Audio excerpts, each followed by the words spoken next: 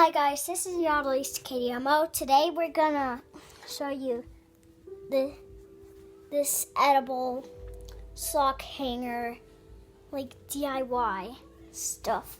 That's edible sock hangers.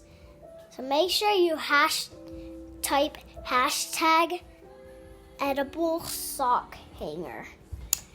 So let's start the video.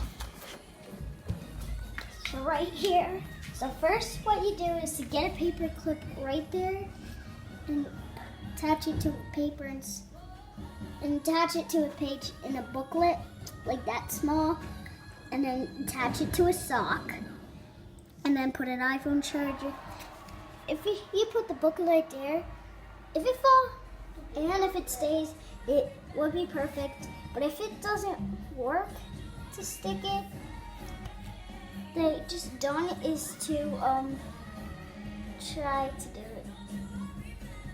So what I done is put the book and put an iPhone charger on it to hang it. So thanks for watching. Remember to subscribe, like, and click the notifications bell. Bye.